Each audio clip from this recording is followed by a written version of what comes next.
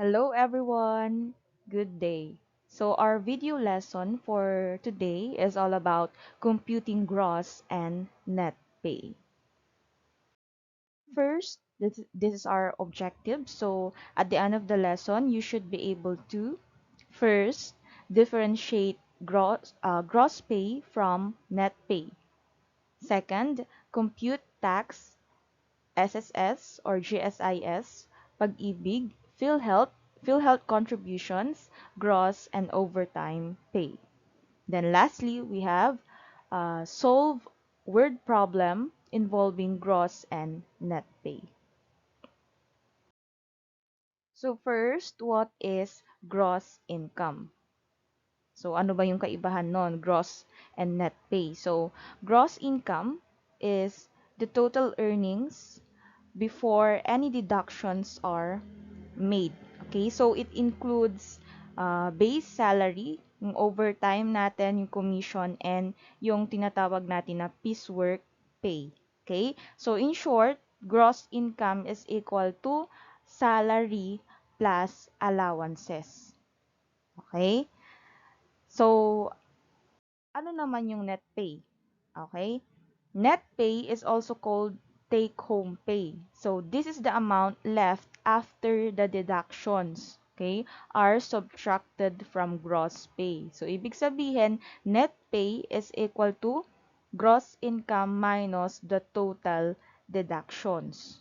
Okay? O, parang yung gross pay, okay, yan yung pinangako sa'yo na job offer. Okay? Pero yung net pay, yan yung pait ng katotohanan pagdating ng sahod o yung net pay yun yung mga kaltas. Okay? So yung gross income or gross pay na tinatawag natin, siya yung parang whole salary mo or kabuuang sahod mo without any deduction. Pero si net pay, siya na yung mga ah, siya na yung salary mo with the deductions. Okay? So, nabawas na. Kumbaga, nabawas na yung mga deductions. Yung si SSS, mga ganyan, pag-ibig, PhilHealth. Okay? So, ayan yon. Ayan, ito na yung sinasabi ko. So, deductions, ito yung mga commonly. Okay? So, deductions are the amount subtracted from gross pay by law or agreement. Okay? So, unang-una na dyan, si SSS or GSIS. So, ano bang kaibahan nila? Yung SSS, applicable siya sa mga private sector employees. Okay? Sa mga private. For example, um, sa UPANG o isa siyang private institution, ayun yung for example kami, parang ganun, may agreement kami, sign namin sa contract na automatically madededuct, magkakaroon kami ng deduction, ihuhulog or i-contribute sa SSS. Okay? So, yun yun. So, yung purpose ng SSS for retirement, yan, disability, maternity, ayan, sickness, and death benefits. Okay? So, yung rate nito, yung kinakaltas, okay, nakadepende siya, okay, dun sa schedule. Okay? Schedule tied to the employee's monthly salary. Okay? So, yun yung SSS. So, tandaan niyo pag SSS, ginagamit siya or applicable siya sa mga private. Okay? Sulat ko lang. Applicable siya sa mga private sector employees. Wait lang, isulat natin. So, ito for private. Okay? Private sector or private institutions. Okay? Pag GSIS naman, okay, or yung Government Service Insurance System, sa mga public naman to or sa mga government employees. Okay? O parang sa mga public school, for example, o yung mga teacher doon, ang pinagko-contributan nila, kaya ang nasa contract nila, ay yung GSIS. Okay? So, this is for public sectors naman, or government. Ilagay na lang natin, government, or, sige, public. Okay? So, ito, Okay? Yung purpose nito is for life insurance, retirement, ganun din, parang sa SSS, disability and survivorship. Okay? Survivorship benefits. Okay? So, yung rate naman nito, 9%. Okay? 9%. Usually, 9% or ito yung pinaka-standard, 9% of monthly salary rounded to the nearest peso. Okay? So, yun yun. 9% ito. Yan. Next naman is yung Pag-ibig Fund. Okay? So, itong Pag-ibig Fund, applicable siya sa lahat. Private or public man yan. Okay? Private or government. So, yung purpose nitong Pag-ibig is for um, housing loans, yan, ano pa ba, savings, mga ganyan, calamity loans, um, ano pa ba yung purpose niya? Ayun, so housing loans, savings, and calamity loans. Okay? Yung rate naman for Pag-ibig is, ayan, 2%. Okay? So, nakadepende siya sa salary mo. So, 2% daw ng monthly salary mo. Okay? Rounded to the nearest peso. Okay? So, kailangan alam nating mag-compute ng mga percentage ng particular number. Okay? So, 2% for example, ang salary mo is 25,000 per month. Okay? So, kukunin mo yung 2% nun, yun yung madededuct sa iyo. Okay? So, this one is applicable for all. Okay? All types of employees. So, meaning private or public. Okay? Next naman is yung PhilHealth. Okay, PhilHealth. Itong PhilHealth is also applicable to all. Okay? All employees. So, private or government or public. Okay? So, itong PhilHealth naman, of course, from the term na may ano na siya, key term na tayo, health, di ba? Okay? So, yung purpose nito, of course, for healthcare benefits, okay? And hospitalization coverage. Yung rate naman nito is 5% of your monthly salary. Okay? So, kung nyari, or halimbawa, 25,000 yung salary mo, i-compute mo yung 5% nun, then yun yung madededuct for your PhilHealth. Okay? So, pero for this one, yung PhilHealth, okay, shared siya between employee and employer. O, parang tig 2.5. Kumbaga, 2.5%. Okay? So, yung 5% na yon shared na siya between employee and employer. Okay? Next is yung withholding tax o yung sa BIR. Okay? So, ito naman lahat ito, of course, nagta-tax. Okay? So, all employees ulit ito. Okay? So, for this one, yan, purpose niya, income tax, okay, ano ba, collected in advance by the employer. So, yung rate nito, or ilan ba yung madededuct sa atin, nakabase pa rin siya sa monthly salary bracket and applicable exemptions for tax rate.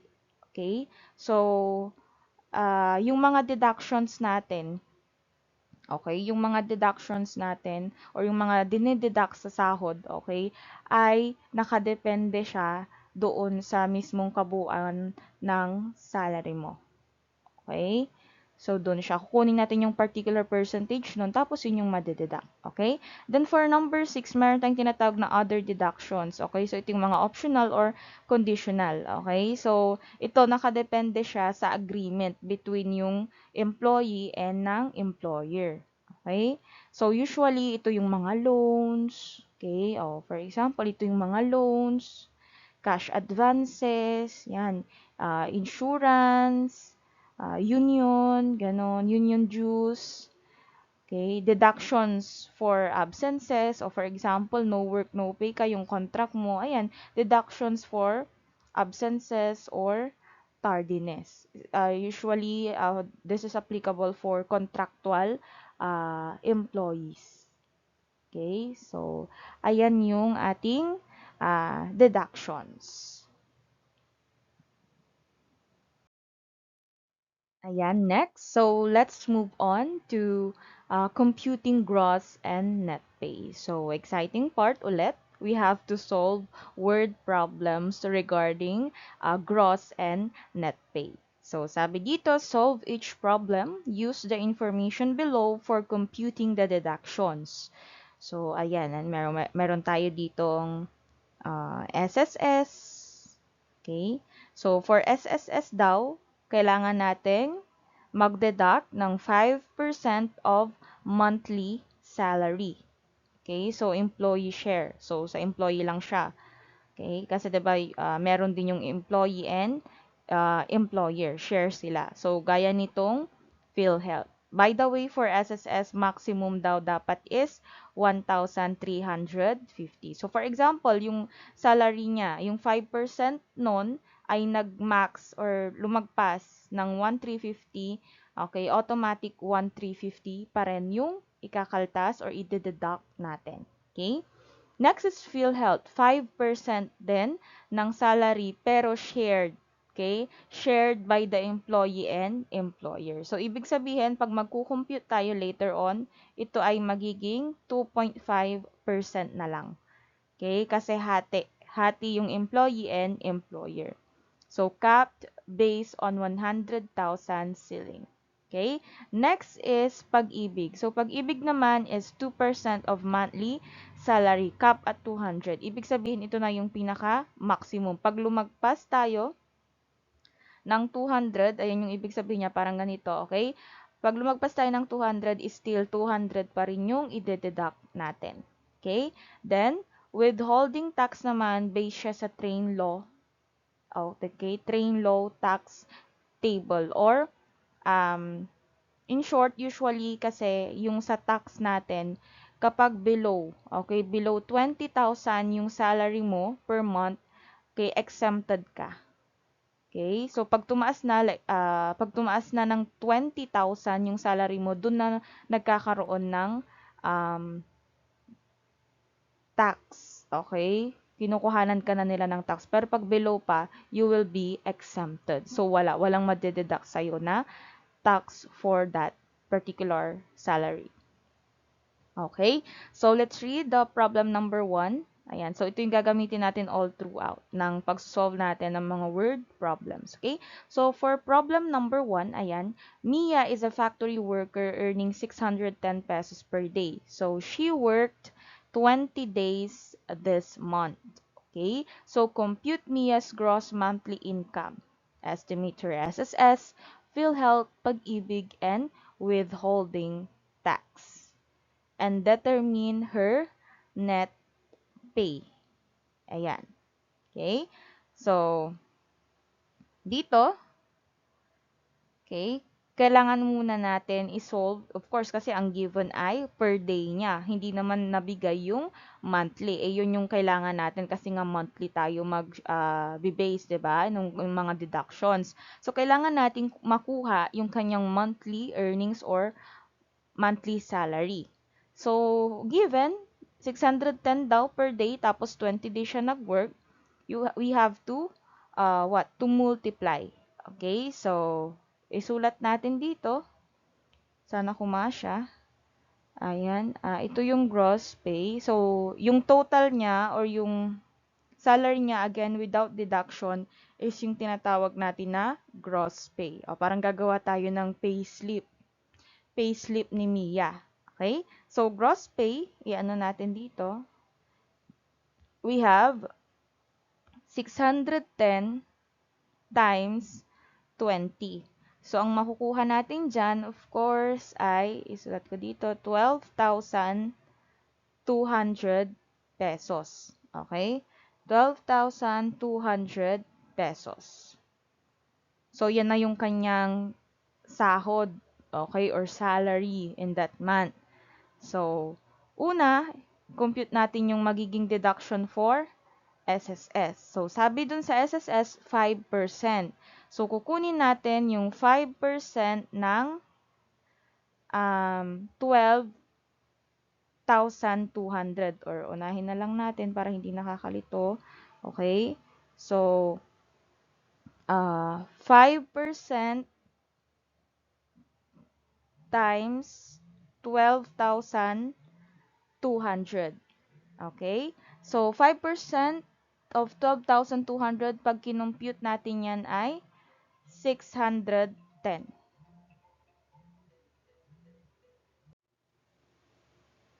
Ayan. So, uh, 610. Okay? So, yun yung magiging deduction niya for SSS. Okay? Next is PhilHealth. Okay? PhilHealth.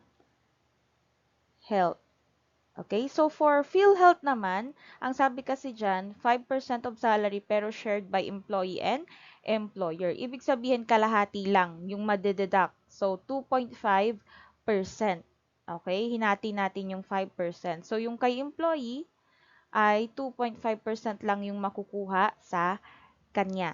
So, kukunin natin yung 2.5% ng 12,200. So, iminumultiply lang natin ha. Kung wala kayong calculator na direct na magkukompute ng percentage, ayan yung itatype lang ninyo kasi yung ibang calculator meron na siya agad automatic percent sign, tas itype nyo lang, yan na. Pero pag wala, you just have to convert it to decimal number. So, pag yung dito, yung 5 magiging 0.05.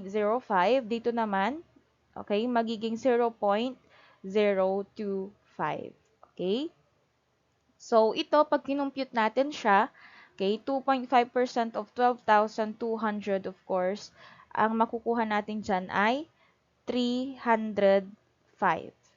Okay? 305 pesos. Next is for pag-ibig. Okay? Sana all may pag-ibig. Hindi, joke. Okay? So, pag-ibig. So, 2% of monthly salary. Okay? So, 2% of 12,200. So, pag kinumpute natin dyan, ang makukuha natin actually is 244. Okay? So, ang makukuha natin here is 244. Pero ang nakasabi or nasabi dito ay capped at 200 pesos. Ibig sabihin, maximum na yung 200 pesos. So, still, ang isusulat natin ay 200 pesos. Nakuha? Tingnan natin kung may mga condition like this. Okay? So, ang susulat pa rin natin ay 200 pesos. Okay? Then, next is for withholding tax, okay? Or yung tax na tinatag natin sa BIR. So, since yung monthly salary niya ay 12,200, that's below 20,000 yung sinasabi ko sa inyo kanina, okay? Exempted siya. Okay? Exempted siya. Exempted si Mia, oh. So, wala siyang magiging tax, okay? For that. So, zero yan. Okay?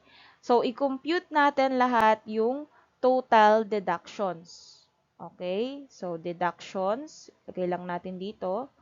Okay? Gagawin natin siya ng, yun nga, ginagawa natin siya ng pay slip. So, total nitong lahat, yung 610 up to yung sa tax natin. So, 610 plus 305 plus 200. Okay? So, ang magiging total natin dyan, total deductions, kabuuan is 1,115 pesos. Okay? So, after computing the deductions, ayan na, kailangan na natin i-compute yung malinis na sahod ni Mia. Okay? Yung net pay niya. Okay? So, net pay again is equal to gross pay minus the deductions. Okay? Net pay is yung gross pay minus deduction. So, pakiintindi na lang yung sulat. Medyo mahirap talaga magsulat here. Okay? So, net pay is equal to gross pay minus deduction. So, pag sinubtract natin 12,200 minus 1,115, ang makukuha natin ay 11,085 pesos. Okay? So, yan na yung kanyang take-home pay. Nakuha? So, nakagawa tayo ng payslip ni Mia. Yan. Ayan. So, next problem. Let's go to problem number 2. Okay, so same given for SSS for the deductions. Okay, so same given for SSS, PhilHealth, Pag-ibig, and yung tax natin. So problem number 2, we have here, Jacob earns 75 pesos per hour, worked 40 regular hours and 10 overtime hours. So yung rate ng overtime niya is 125%. So compute Jacob's gross income, apply government deductions using formulas, and find the net income. Okay? So, in here, ganun din sa ginawa natin kanina, pero this time, meron na tayong overtime pay. Ayan. So, first, kailangan nating makuha yung kanyang regular pay muna kasi may overtime siya eh. So, regular pay niya, let's write here, regular pay niya is, ilan yung sabi niya? 75 pesos tapos 40 yung regular. So, i-multiply lang natin yun. Right? So, 75 times 40. Okay? So, ang makukuha nating sagot dyan, of course, is 3,000 pesos or 3,000. Ayan. So, yan na yung regular pay. Next is the overtime pay. Yan. So, yung overtime pay, ang sabi niya dyan, yung rate niya is 125%. Okay? Ibig sabihin, kunin natin yung 125 nung 75. Okay? Kasi ito yung per hour niya. Kunin muna natin yung rate niya. So, 125% of 75. Okay? So, pwede natin siyang i-compute kung may calculator kayo na mataas yung function, 125% times 75, or kung wala naman, i-convert natin yung 125 sa decimal. So, divided by 100 or multiply, or I mean, move, okay? Move two decimal places to the right. So, 1, 2. So, magiging 1.25 times 75. Okay? Nakuha kung paano na natin kino-compute yung pagkuha ng percentage. So, sulat natin dito, 75 times 1.25. Ay, sorry. Bakit nandun yung point? Okay? Nalutang na siya. Ayan. So, 75 times 1.25. Okay?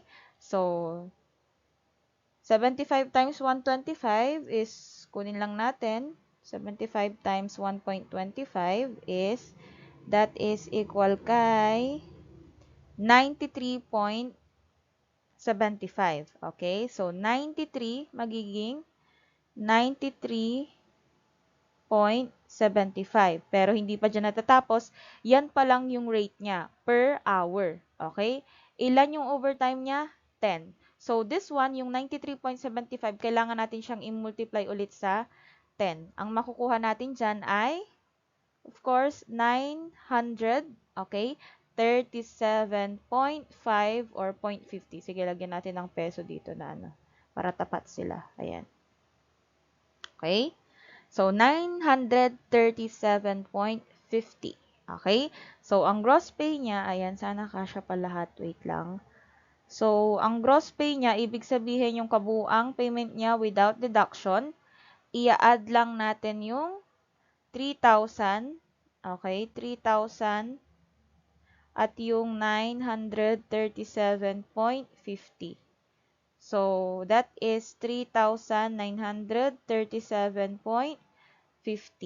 Ayan, baka pagpalitan nyo yung comma and period. Ayan siya. So, 3,937.50.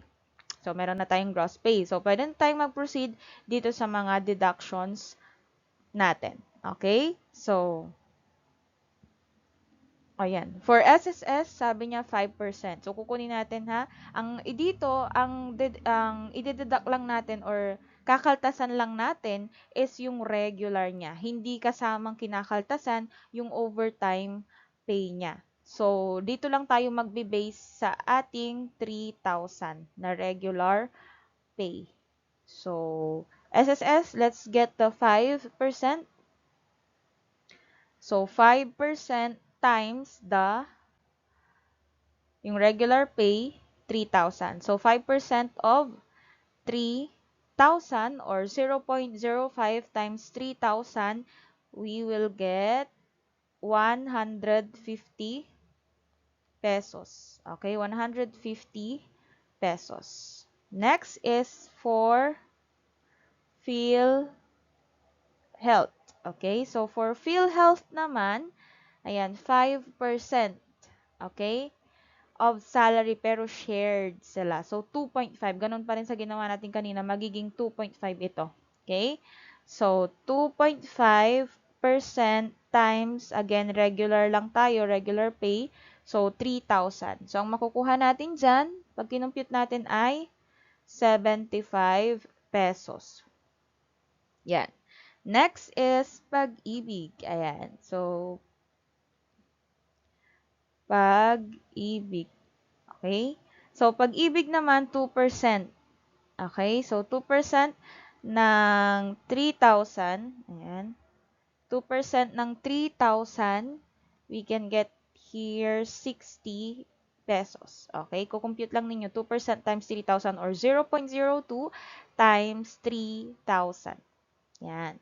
Next is yung tax. Isulat ko na lang dito tax shortcut. Okay? So, yung withholding tax.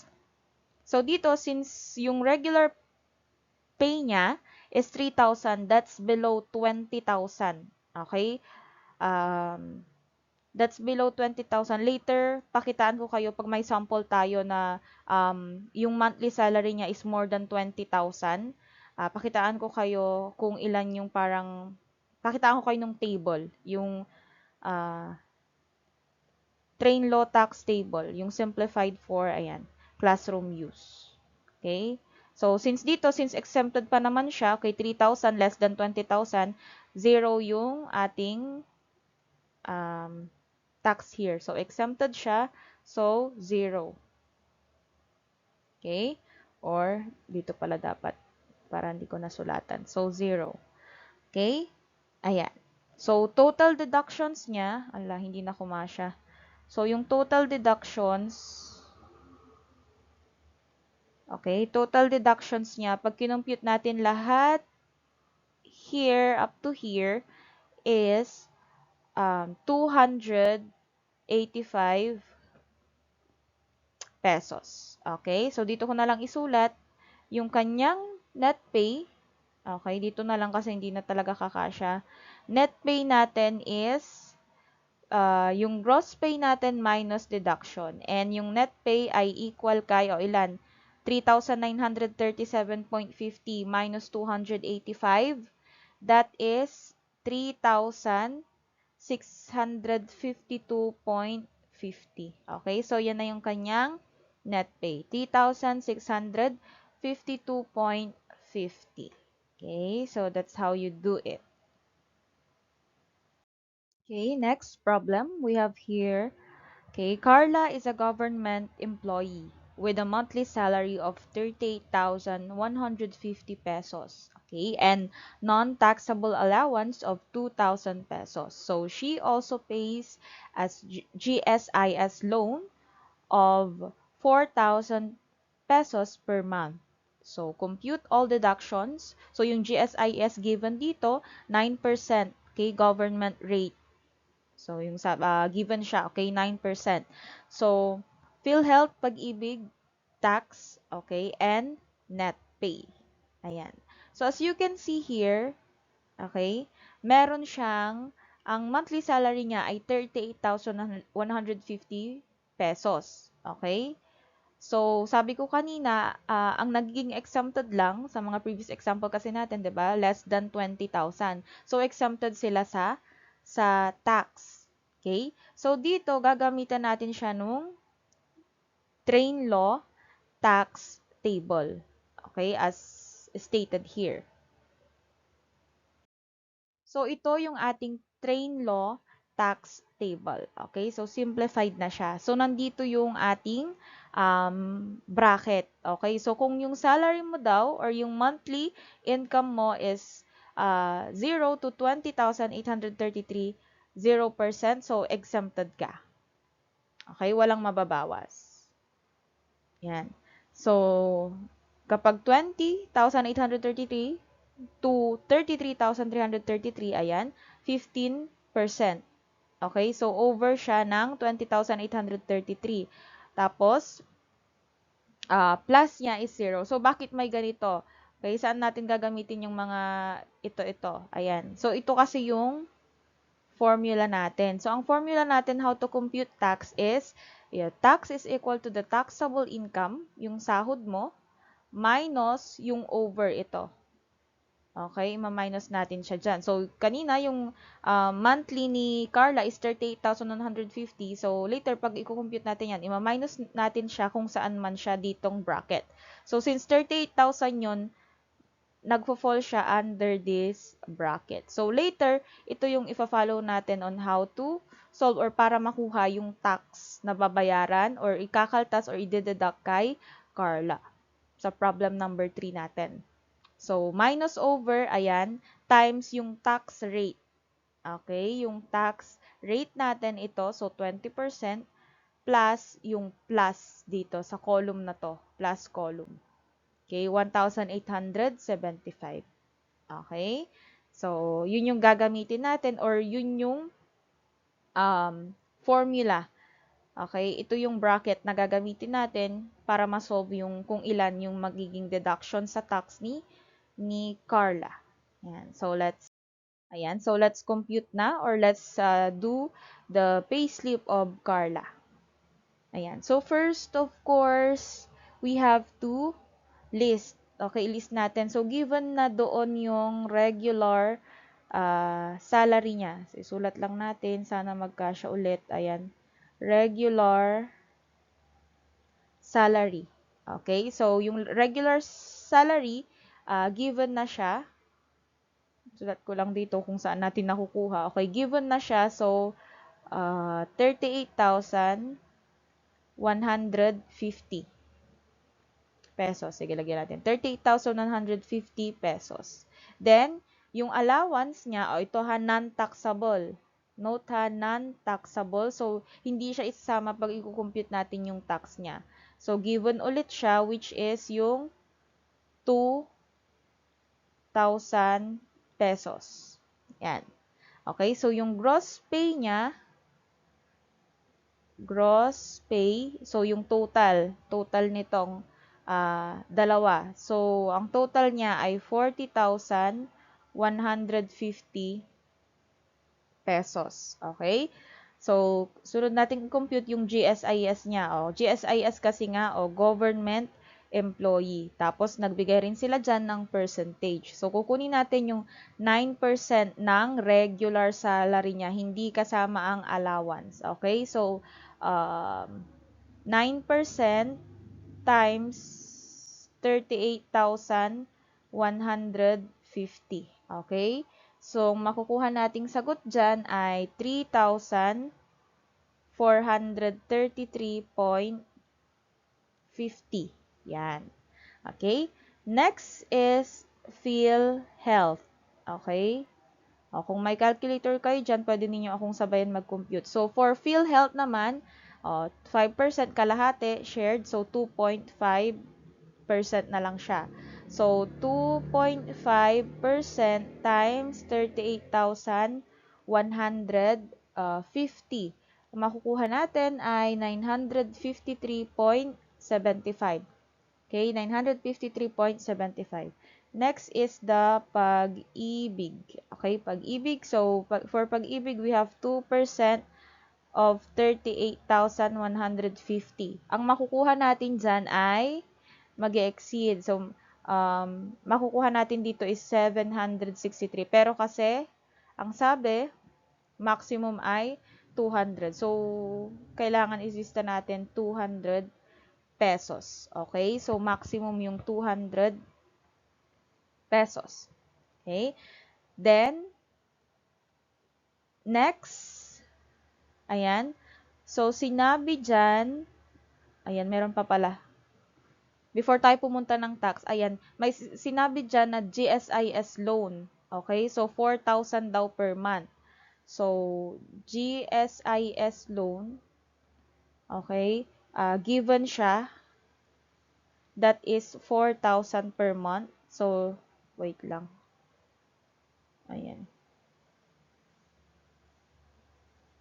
So, 4,000 a month. Ayan. GSIS loan. So, next na tayo yung ating tax. Okay? So, for tax, so yung tax natin ay, ito yung ating formula.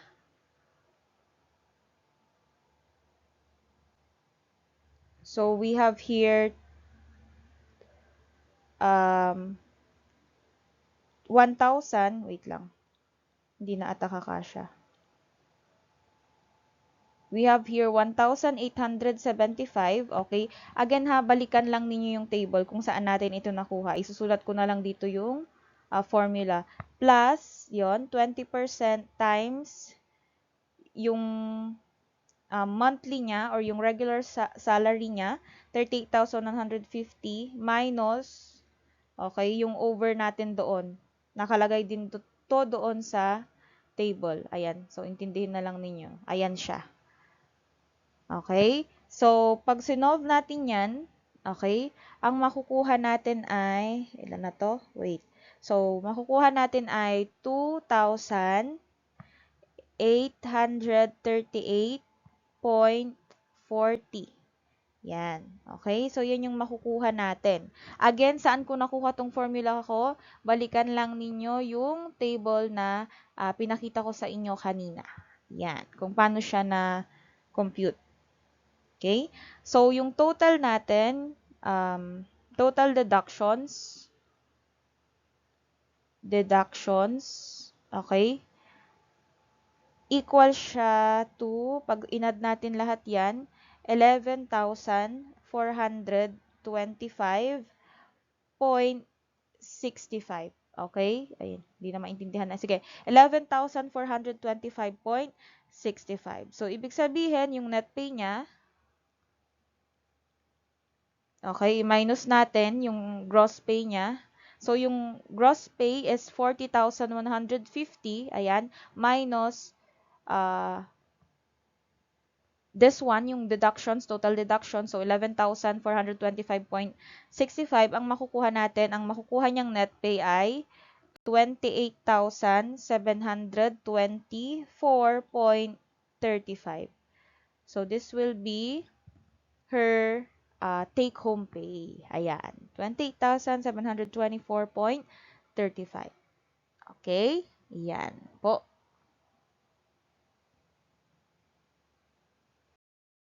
Next, we have problem number 4. So, Ariel earns a base salary of 10,000 pesos and 10% commission from 80,000 pesos sales. So, compute gross income, estimate deductions, and get the net income. Okay? So, ito naman, commission siya. Okay? Commission. So, first, again, gaya ng mga ginawa natin sa mga nauna, kailangan nating i-compute yung kanyang gross income. So, punta muna tayo sa regular salary. Ayan. Regular salary. Okay, so ang regular salary niya, given siya dyan.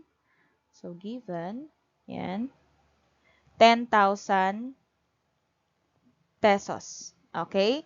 And then, compute din natin yung kanyang commission. Kasi given, meron daw siyang commission for 80,000. So, 10% daw nun. So, i-compute natin, 10% ng 80,000. And the 10% of that is 8,000. Ibig sabihin, yung gross income niya, yung total income niya, is equal kay 18,000. Okay, 18,000. So, magdeduct na tayo. Mag-compute na tayo ng mga contributions niya. So, for SSS, so 5% nun. 5% ng ating gross income. Okay, so 5% times 18 So, ang makukuha natin dyan ay 900 pesos. Okay? Next is PhilHealth. Okay? So, for PhilHealth naman, we have 2.5% times 18,000. 2.5 kasi kalahati lang. Okay? So, 18,000. So, 2.5% times 18,000, ang makukuha natin dyan ay 450 pesos. Okay? And then for pag-ibig naman, ayan, ay,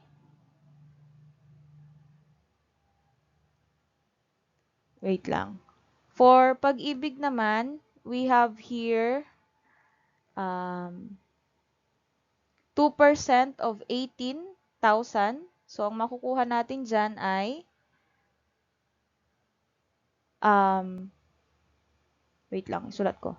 2% times 18,000. So, ang makukuha natin dyan ay 360. Tama ba? Wait lang, wait lang. 360. So, nag-maximum na siya. So, still, we have to write here 200 pesos. Okay? And then, for tax niya, of course, less than 20K or 20,000. So, exempted siya. So, 0. Okay? Ayan. So, yung total deductions niya, i-total na natin, magiging, yan, i-add lang natin ito. Ayan. So, ang makukuha nating deductions natin dito ay